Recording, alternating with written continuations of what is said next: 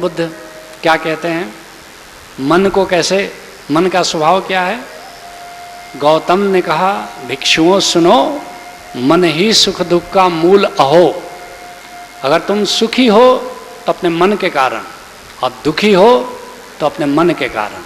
तुम सोचते होगे ऐसा तो नहीं है, मेरा पति मेरे दुख का कारण है कि सुख का कारण है, मेरी पत्नी मेरे सुख का कारण है कि दुख का कारण है। नहीं, गौतम बुद्ध ऐसा नहीं कहते। तुम्हारी पत्नी, तुम्हारा पति तुम्हारे सुख दुख का कारण नहीं है, तुम स्वयं हो। गौतम ने कहा, भिक्षुओं सुनो, मन ही सुख दुख का मूल हो। स्वयं व्यास ऋषि कहते हैं, सुखस्य दुखस्य न कोपि दाता, परो ददाति इति विमूढ़ चेता। सुख और दुख का देने वाला कोई दूसरा नहीं है। तुम्हारे और सुख और दुख की चाबी तुम्हारे पास है। परो ददाति इति विमूढ़ चेता। मूर्ख आदमी ऐसा सोचता है कि मुझे दूसरा सुख देगा कि दूसरा दुख देगा। गौतम ने कहा, भिक्षुओं सुनो, मन ही सुख दुख का मूल अहो। कैसे? जो है उसका कर्ता न मान। जो मिल जाता है तुम्हें उसका सम्मान तुम नहीं देते, फिर नए की तलाश कर देते हो। तुम किसी से प्रेम करते हो, अब शादी हो जाती है, तुम्हारी प्रेमिका तुम्हारी पत्नी बन करके आ जाती है, बस कहानी समाप्त हो गई। अब उसमें तुम्हें सौंदर्य दिखाई नहीं पड़ता। दुनिया की तमाम महिलाएं सुंदर दिखाई पड़ती हैं पत्नी के सिवा। और ऐसे ही तुम्हारा प्रेमी होता है, बड़ा अच्छा होता है, सारी प्रतिभा दिखाई पड़ती है, और वो पति बन करके आ जाता है, बेचारा पति। अब दुनिया के सारे पुरुष प्रतिभाशाली ही दिखाई पड़ते हैं सिवाय पति के। पति में कोई प्रतिभा दिखाई नहीं पड़ती। जो है उसका कर्ता न मान, जो नहीं मिला तो परेशान। ये मन का स्वभाव है।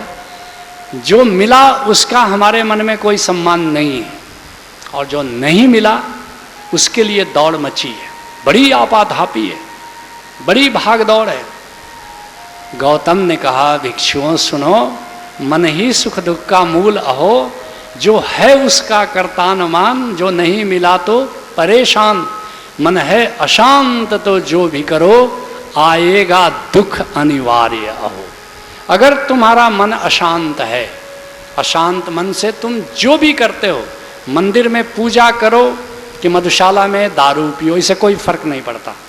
तुम अशांत मन से पूजा भी करो तो दुख लाएगा, और शांत मन से दारू भी पियो तो सुख लाएगा। याद रखना मेरी बात को। सवाल ये नहीं है कि तुम क्या करते हो, सवाल ये है कि तुम कैसे करते हो। अगर शांत मन से करते हो तो पीछे पीछे सुख आएगा। गौतम बुद्ध जब ये बातें कह रहे थे तो बिल्कुल एक रथ जा रहा था, और घोड़े आगे आगे और पीछे पीछे रथ चल रहा था। गौतम बुद्ध ने कहा, जैसे चक्का पीछे पीछे बैलों के चलता जाता है, जैसे बैलगाड़ी का उदाहरण दे रहे हैं, आगे आगे बैल और पीछे पीछे चक्का जाता है, ऐसे ही अगर अशांत मन से तुम जो भी करते हो पीछे पीछे दुख आता है, और शांत मन से जो भी करते हो पीछे पीछे सुख आता है। और गौतम बुद्ध नहीं कहते तुम उनसे ऐसे ही राजी हो जाओ, तुम करके देखना। जैसे चक्का पीछे पीछे बैलों के चलता जाता है, वैसे ही हो यदि मन चंगा सुख की गंगा ले आता है। अगर मन चंगा तो कठौती में गंगा। मन अगर चंगा हो, मन शांत हो, जो भी करो पीछे पीछे सुख आएगा। सारा जगह मन की माया, मन से ही धूप मन से छाया। प्रमुदित मन शरणम गच्छामि, भज ओशो शरणम गच्छामि। तो मन चंगा कैसे हो जाए, मन शांत कैसे हो जाए, कैसे हमारे ऊपर निर्भर हो जाए कि हम मन को जैसा चाहें वैसा कर दें, ये बात कैसे आ जाए, इस पर पश्चिम में खूब खोज हो रही है कि अपने अनुसार हम मन को कैसे चलाएं। अभी मन अपने अनुसार हमें चलाता है तो फिर हम दुखी होते हैं। जिस दिन हम जान लेंगे मन को अपने अनुसार चलाना, उस दिन समझ लेना कि मन हमारे अनुसार चलेगा। इसको मन को कैसे चलाएं अपने अनुसार, इसको जानने के पहले एक बात और जान लो, तो फिर धर्म का मार्ग समझ पाओगे, अध्यात्म का मार्ग समझ पाओगे, मन का विज्ञान समझ पाओगे। और वो बात है कि हमारा मिशन इस धरती पर क्या है। इसको हम कहेंगे ये जो जीवन है ये महाजीवन का एक टुकड़ा है। जैसे मान लो तुम्हारा जीवन है, वो क्या है? दिन और रात का जोड़ है। कभी दिन कभी रात, कभी दिन कभी रात। दिन में काम करते हो, रात को सो जाते हो, यही तो तुम्हारा जीवन है। जीवन का एक दिन उतना महत्वपूर्ण नहीं जितना कि पूरा जीवन है। ठीक ऐसे ही ये जो हमारा महाजीवन है, एक जीवन उसका दिन है, और जीवन और दूसरे जीवन के बीच जो समय है वो रात है। जैसे घर में सोते हो तो बाहर काम करते हो, स्कूल जाते हो, सीखते हो, विद्यालय जाते हो, ऐसे ही पृथ्वी पर जब आते हो, या पृथ्वी जैसे 50,000 ग्रह हैं जहाँ तुम जाते हो, ऐसा मत समझना कि हर बार इसी ग्रह पर तुम आते हो, कभी किसी और ग्रह पर, कभी किसी और ग्रह पर। अभी वैज्ञानिकों ने कई लोगों को हिप्नोसिस में पिछले जन्म में ले गए, तो कई ने बताया कि पिछली बार तो हम किसी और ग्रह पर थे, वहाँ शरीर कैसा था, इस बार यहाँ पर है। ओशोधारा में ही हमारे एक बंदे ने बताया कि पिछली बार तो हम ऐसे ग्रह पर थे, वहाँ एस्ट्रोनॉट थे, और वहाँ से किसी और दूसरे ग्रह पर चले गए सोच कर, जहाँ कोई आदमी नहीं था। अपने को मैंने एस्ट्रोनॉट रूप में देखा, कोई नहीं था, और वहीं हमारी मृत्यु हो गई। और तब मृत्यु की बेला में कहा कि हे गोविंद, अगली बार भीड़ भड़ाके वाले इलाके में मेरा जन्म देना। तो उस बंदे का जन्म दिल्ली में चांदनी चौक में परमात्मा ने दे दिया। चल, पृथ्वी से क्राउडेड जगह कोई है ही नहीं, वो भी दिल्ली, वो भी चांदनी चौक। तो कोई ज़रूरी नहीं है कि तुम हर बार इसी पृथ्वी पर आओ। मेरा जीवन सबका साखी, कितनी बार सृष्टि जागी है, कितनी बार प्रलय सोया है, कितनी बार हंसा है जीवन, कितनी बार विवश रोया है। मेरा जीवन सबका साखी, कितनी बार तो तुम मरे हो और कितनी बार तुमने जन्म लिया है, कितनी बार तुम जागे हो और कितनी बार सोए हो। अभी जैसे ऐसा समझ लो कि पृथ्वी पर 100 साल जियोगे या 50-70 साल जियोगे, ये तुम्हारा दिन है। इसके बाद फिर विश्राम में जाओगे, अपने आत्मलोक में जाओगे, अपने घर में जाओगे। जगजीवन साहब एक संत हुए, कहते हैं कोते असी बौरे जामा पहरी न जाना। अरे भाई, तुमको अपना कपड़ा पहनना तो आया नहीं, क्योंकि ये शरीर तो कपड़ा ही है। कहते बौरे, अरे पगले, जामा पहरी न जाना, अपना कपड़ा पहनना नहीं आया। कोते असी, अरे कौन हो तुम, कहाँ ते आयस, कहाँ से आए हो, और बहुरी वहीं जाना, फिर वहीं पहुँच जाओगे अपने घर को। लेकिन हमको यहाँ जिंदगी को कैसे जीना है, किस उद्देश्य से हम यहाँ पर आए हैं, इस बात को भूल जाते हैं। हाँ, यहाँ पर आकर तो इस बात को समझो कि एक महाजीवन की यात्रा चल रही है। कभी दिन कभी रात। दिन यहाँ पर होना है या किसी और ग्रह पर होना है, और रात को ऐसा समझ लो कि आत्मलोक में जहाँ शिवलोक है वहाँ पर तुमको विश्राम करना होता है। फिर चलो 50, 60, 10, 80 साल यहाँ जिए, 50 साल 80 साल फिर वहाँ रेस्ट किए रात को, और फिर अगले जीवन में किसी और जगह जाते हैं। किस लिए आते हैं? स्कूल में किस लिए जाते हो? कुछ सीखने जाते हो। यहाँ हम क्या सीखने आते हैं? यहाँ हम प्रेम का पाठ सीखने आते हैं, करुणा का पाठ सीखने आते हैं। यहाँ हम आत्म विकास का पाठ सीखने आते हैं। और कौन सोल कितना विकसित है, कौन आत्मा कितनी विकसित है, कैसे जानोगे? कितनी करुणा भाव है, वो आत्मा उतनी विकसित है। कितना प्रेम भाव है, वो आत्मा उतनी विकसित है। कितनी संवेदना है उसमें, वो आत्मा उतनी विकसित है। जिसमें जितनी कम संवेदना है, जिसमें जितना कम परोपकार का भाव है, वो इतनी अविकसित है। जितना जिसमें परोपकार का भाव है, करुणा का भाव है, प्रेम का भाव है, अहिंसा का भाव है, दूसरे को चोट न देने का भाव है, समझ लेना वो आत्मा उतनी विकसित है। और अगर तुम चोट देते हो किसी को, किसी के प्रति हिंसा देते हो, किसी को सताते हो, तो समझ लेना तुम अभी विकसित नहीं हुए और विकास करने की ज़रूरत है। कुछ लोग मुझसे कहते हैं कि पति पत्नी का संबंध क्या सचमुच 7 जन्मों का है? मैं कहता हूँ कम से कम। लोग पूछते हैं आप तो हर बात वैज्ञानिक आधार पर कहते हो, क्या इसका भी कोई वैज्ञानिक आधार है?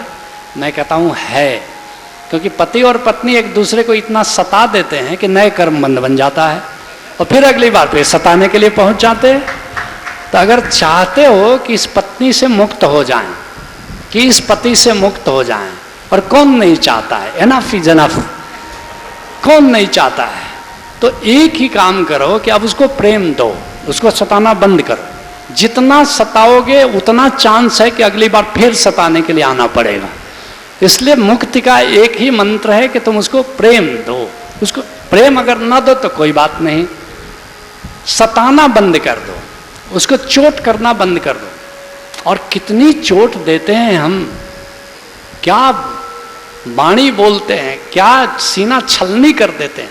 जिनको अपना हम कहते हैं कितना गम उनको देते हैं, गोली से ज़्यादा बोली के बारूद प्राण हर लेते हैं।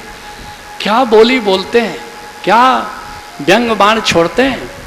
एक मैं सेशन ले रहा था आनंद प्रज्ञा का, एक चिरी मिरी जगह है मध्य प्रदेश में। तो वहाँ एक मैनेजर हैं माइंस के, उन्होंने कहा कि मैं बहुत दुखी हूँ। मैंने कहा किस बात से दुखी हो? उन्होंने कहा मेरी पत्नी मुझसे बहुत कठोर वाणी बोलती है।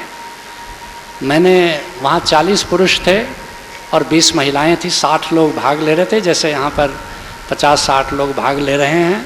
मैंने कहा वे पुरुष हाथ उठाएं जिनकी पत्नियां मीठा बोलती हैं। एक बंदे ने हाथ नहीं उठाया। मैंने उससे कहा कि ये तुम्हारी ही दुर्गति नहीं है, ये सबकी यही दुर्गति है। और यहाँ भी मैं पूछूं तो 2-4 लोग हाथ उठाएंगे, मीठा बोलती है क्योंकि पत्नी साथ आई है, डर रहे हैं, नहीं हाथ उठाएंगे तो घर जाके दुर्दशा होने वाली है। इसलिए मैं हाथ नहीं उठा रहा हूँ क्योंकि मुझे पता है कि डर के मारे तुम 2-4-10 लोग हाथ उठा दोगे।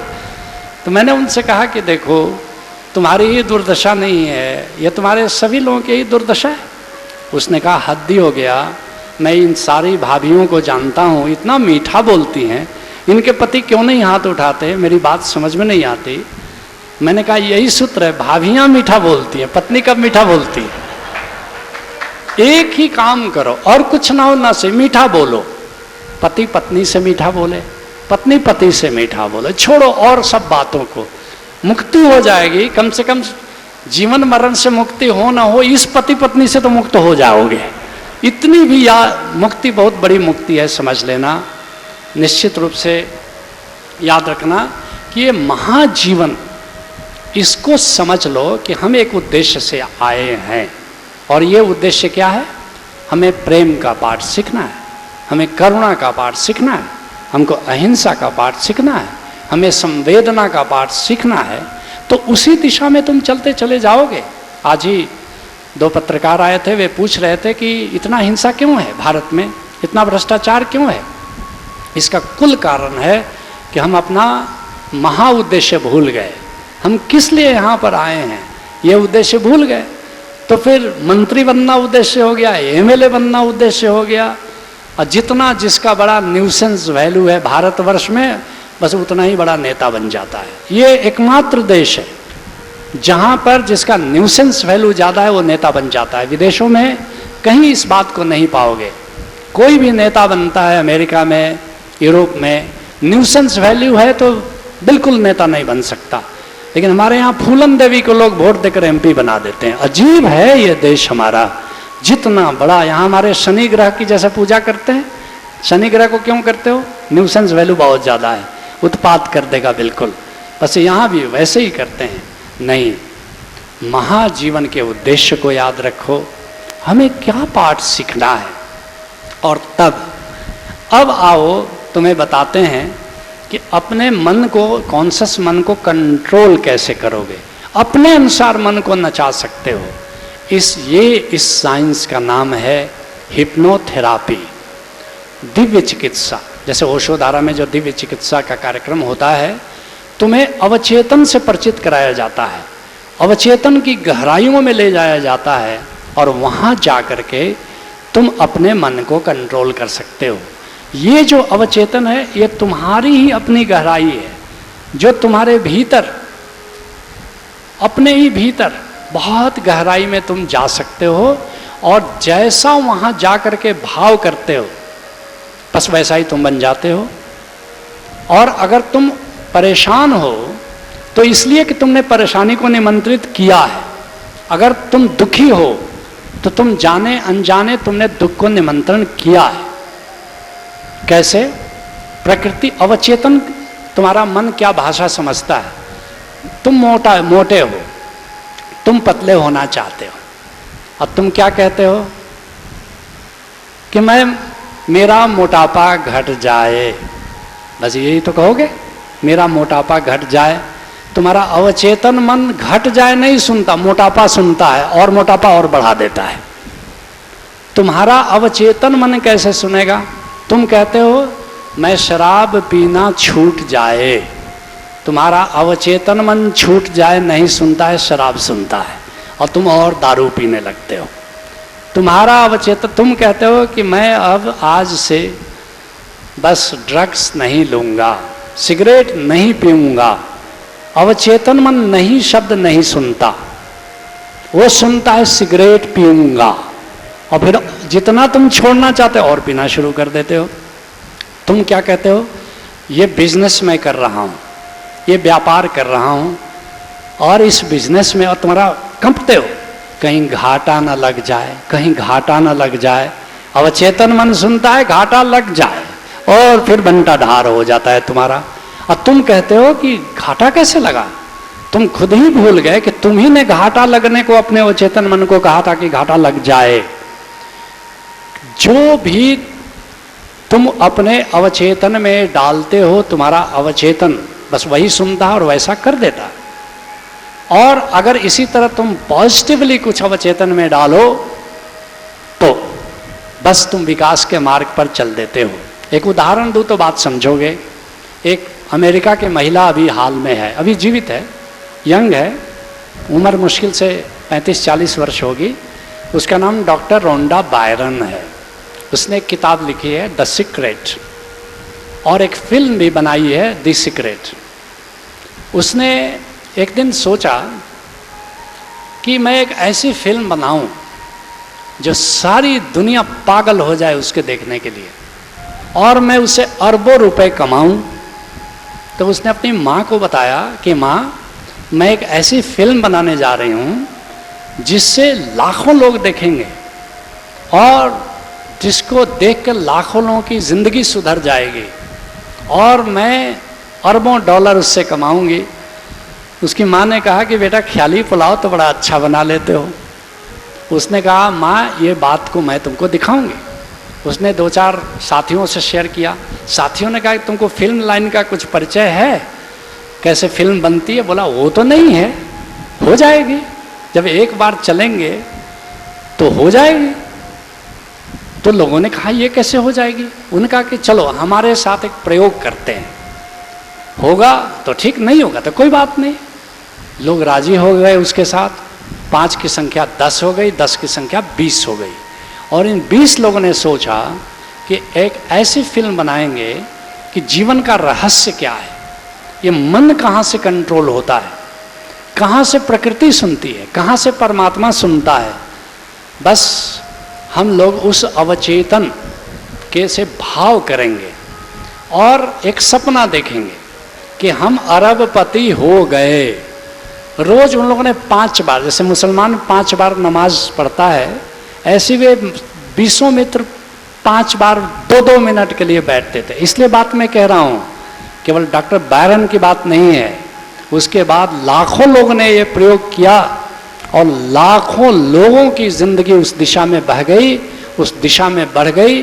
जो जैसा होना चाहते थे वैसा हो गए।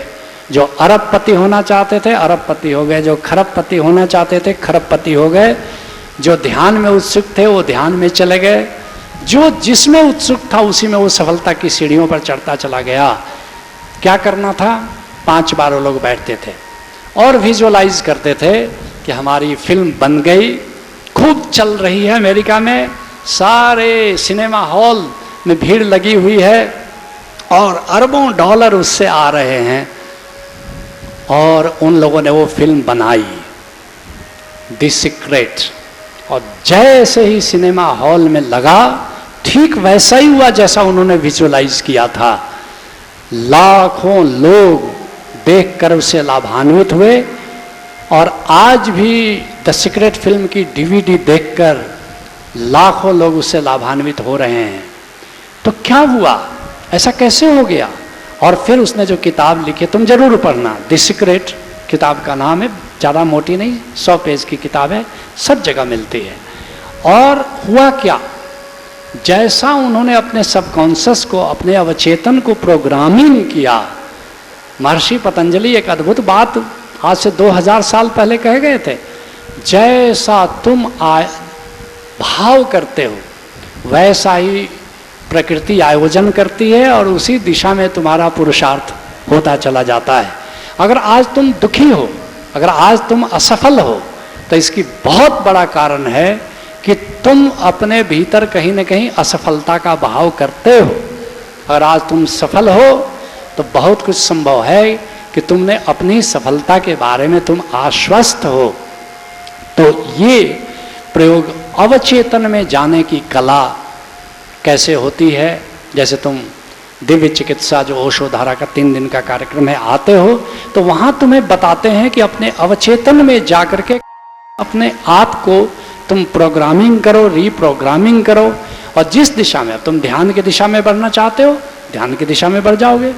पहले ही विजुअलाइज करो, ऐसा प्रार्थना और विजुअलाइजेशन में संकल्पना, यहाँ मैं संकल्पना की बात कर रहा हूँ, प्रार्थना की बात नहीं कर रहा हूँ। प्रार्थना में भविष्य है कि मैं एक दिन, हे गोविंद मेरे को परीक्षा में पास कर दो। मुझसे कई लोग फोन करते हैं, मेरे ओशो धारा के लोग, हमारे कई बच्चे हैं जो मेडिकल में कंपटीशन देने जाते हैं। कल ही एक बच्चा आया, धन्यवाद देने आया कि 4 जगह वो कंपीट हो गया, और मैं बिल्कुल आश्वस्त रहता हूँ, हो जाना है। वे सोचते हैं कि मेरे आशीर्वाद से हो रहा है, नहीं, मेरे आशीर्वाद से कुछ नहीं होता। मैं उनको क्या कहता हूँ, एक ही बात कहता हूँ। कल ही एक बच्चा आया था, मैंने कहा कि तुम कहाँ का इम्तहान दे रहे हो? बोला मैं पंजाब PMT दे रहा हूँ, मैं और कहाँ हिसार का कहीं दे रहा हूँ, कहीं और दे रहा हूँ, 4 जगह दे रहा हूँ। मैंने कहा आंख बंद करो, फोन पर ही आंख बंद करो और देखो तुम चारों जगह सफल हो गए हो, और तुम चूज कर रहे हो, अपने मम्मी पापा से सलाह कर रहे हो कि मम्मी पापा हम पटियाला में भी सफल, पंजाब में भी सफल हो गए, हिसार में भी सफल हो गए, यहाँ भी सफल हो गए, अब कौन सी जगह हमें जाना चाहिए? रोज 5 बार 2-2 मिनट करना। कल ही बंदा आया मिठाई लेकर के, उसे मम्मी पापा आया, बोले कि ये बात बिल्कुल ठीक हो गई, चारों जगह मेरा बच्चा सफल हो गया। तो प्रार्थना नहीं, इसको संकल्पना का सूत्र तुमको दे रहा हूं, जो your wish is his command, जो इच्छा है उसको उपलब्धि मानकर जीना शुरू करो। तुम क्या होना चाहते हो उसको तुम उपलब्धि मान करके जियो। कि होना चाहते हैं की बात नहीं है, भिखमंगी की बात नहीं है। तुम ये देखो कि मैं हो गया हूं। तुम अच्छा संगीतकार होना चाहते हो, तुम विजुलाइज करो कि मैं संगीतकार हो गया हूं, पूरे देश में सब जगह मेरे संगीत की धूम मची हुई है। हो जाओगे, हो जाओगे। इसलिए इच्छा नहीं, संकल्पना सूत्र है जो अपने मन को कंट्रोल कर सकते। तुम सफल बिजनेसमैन होना चाहते हो, तुम बिजनेस करने चलते हो और मन तो तुम्हारा डामाडोल है, पूंजी लगा रहे हैं और पता नहीं वो सफलता मिलेगी, घाटा लगे कि लाभ लगेगा। कहीं घाटा तो नहीं हो जाएगा, बस घाटा लग जाता है। कल्प वृक्ष के नीचे तुम खड़े हो, याद रखना, कल्प वृक्ष के नीचे तुम हमेशा खड़े हो, और कहीं ऐसा तो नहीं हो जाएगा। वो कहानी सुनी, वृक्ष के नीचे कोई व्यक्ति गया, बड़ा भूख लगी है, कम से कम कुछ भोजन मिल जाता, बस भोजन की थाल आ गई। थोड़ी खीर भी मिल जाती तो खीर की थाल आ गई। फिर कहा कि ओ हो, तो बहुत मजेदार, को बिस्तर मिल जाता तो बिस्तर लग गया। उसने कहा ओह क्या मजेदार जगह पहुंच गए, जरा परियां डांस करने लगती तो स्वर्ग का मजा लेता। परियां उतर गई डांस करने के लिए, फिर वो घबराया, उसको लगा कहीं ऐसा तो नहीं भूत प्रेत है, बस भूत प्रेत आ गए। तो ऐसी जिंदगी है, तुम हर क्षण कल्प वृक्ष के नीचे खड़े हो, जैसा चाहो वैसा तुम बन सकते हो। ये है तुम्हारे अवचेतन मन की संकल्पना की शक्ति। इसलिए अब तुम जिस दिशा में, ये मन है, ये मन आत्मा की शक्ति है, ये अवचेतन मन आत्मा की शक्ति है, और आत्मा की शक्ति ही परमात्मा की शक्ति है। इसलिए गुरु अमरदास जी क्या कहते हैं, अब गुरु अमरदास जी को समझ सकते हो, क्योंकि अब तूने मन को जाना। इसके पहले पाठ जरूर कर सकते हो, समझ नहीं सकते गुरु साहिबानों को। कृष्ण को गीता का पाठ कर सकते हो, भगवान कृष्ण को समझ नहीं सकते। कबीर साहब के ग्रंथ पढ़ सकते हो, ओशो की किताबें पढ़ सकते हो, लेकिन जब तक मन को नहीं जानोगे ओशो को नहीं समझ सकते। गुरु अमरदास जी को समझना हो तो अपने अवचेतन मन की संकल्पना की शक्ति को समझो, तब अमरदास जी को समझोगे। क्या कहते हैं? मन तू ज्योत स्वरूप है, अपना मूल पहचान। अरे मेरे मन, तू क्यों इधर उधर दौड़ता है भाई? तू तो ज्योत स्वरूप है, तू परमात्मा का अंश है। तू अपने उद्गम को तो पहचान। मन हरजी तेरे नाल है, गुरुमत्ती रंगमान। जो गोविंद है हमेशा तुम्हारे साथ है। गोविंद के रंग से अपने को रंग डालो। मूल पछाना ता सह जान। जिस दिन अपने मूल को जान लोगे, उस दिन अपने स्कंद को, अपने प्रियतम को, अपने गोविंद को जान लोगे। ओशो एक बड़ी प्यारी बात कहते हैं, ओंकार तुम्हारा मूल है, ओंकार तुम्हारा गंतव्य है। ओंकार के पास सरकते चले जाना स्वर्ग है, ओंकार से दूर निकल जाना नरक है, और ओंकार से मिलकर एक हो जाना मुक्ति है। कैसे ओंकार मूल को जान लो, और जिस दिन ओंकार मूल को जान लोगे, बस उस दिन सब कुछ को जान लोगे।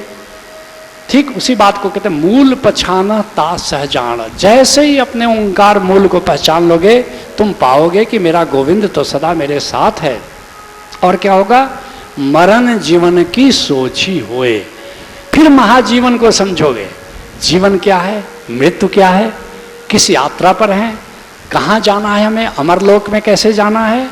ओंकार को जाने बिना महाजीवन के से और आगे परम जीवन की बात है, फिर परम जीवन को नहीं समझ सकते। महाजीवन को तो तुम हिप्नोसिस से भी जान सकते हो, लेकिन परम जीवन को हिप्नोसिस से नहीं जान सकते। परम जीवन को जानना है तो तुम्हें ओंकार को जानना होगा। परम जीवन को जानना है तो तुम्हें सुमिरन को जानना होगा। परम जीवन को जानना है तो तुम्हें समाधि को जानना होगा। और गुरु प्रसादी एको जानता दूजा भाव न होई। और फिर ओंकार को जानो और गुरु की कृपा बरस जाए तो फिर द्वैत मिट जाता है। मेरा मन और मेरा ओंकार दो नहीं है, निर्मल मन ही तो आत्मा है। ऐसा अवधूत गीता में दत्तात्रेय कहते हैं कि मन और आत्मा अलग अलग नहीं है। ये मन जो है आत्मा की ही तरंग है, जैसे सागर की तरंग होती है, ऐसे ये मन आत्मा से अलग नहीं है। मनम शांत आई बजी बधाई। देखो कितनी प्यारी बात गुरु अमरदास जी कहते हैं, जिस दिन अपने अवचेतन को जान लेते हो उसी दिन मन शांत हो जाता है। इसके पहले नहीं होता, क्योंकि उस अवचेतन में जाके अपने अनुसार मन को चलाते हो। और बजी बधाई, उस दिन तुम्हारे जीवन में उत्सव आ जाता है। और क्या होता है? ता हुआ परवान। उस दिन सफलता के शिखर पर, जीवन के शिखर पर तुम विराजमान होते हो। और यह कहे नानक, मन तू ज्योत स्वरूप है, अपना मूल पहचान। इसलिए गुरु नानक देव जी क्या कहते हैं गुरु अमरदास जी के माध्यम से, कि इसलिए अपने मूल को पहचान लो, अपने ओंकार को पहचान लो, और फिर देखोगे कि तुम परम जीवन को जान लेते हो। और जिस दिन उस परम जीवन को समाधि में, सुमिरन में जान लेते हो, बस उस दिन समझना कि परम जीवन जान लेते हो। यही हमारा जीवन का उद्देश्य है। क्या? पहले जीवन के भीतर अपने अवचेतन मन को जानो, दूसरा अपने महाजीवन को जानो, और तीसरा ओंकार को जानो, और चौथा गुरु की कृपा अर्जित करो ताकि परम जीवन को जानो। ओंकार से अपनी एकता को जानो, ओंकार से अपनी यूनिटी को जानो, अद्वैत को जानो। उस दिन सारे भेद गिर जाते हैं, सारी समस्याएं गिर जाती हैं। उस दिन समाधि घटित हो जाती है, सारे समाधान मिल जाते हैं तुम्हें, और परम जीवन की ओर तुम्हारी यात्रा हो जाती है। मेरी बातें इतने प्रेम से सुने, इसके लिए आपको बहुत बहुत धन्यवाद देता हूँ। हरि ओम।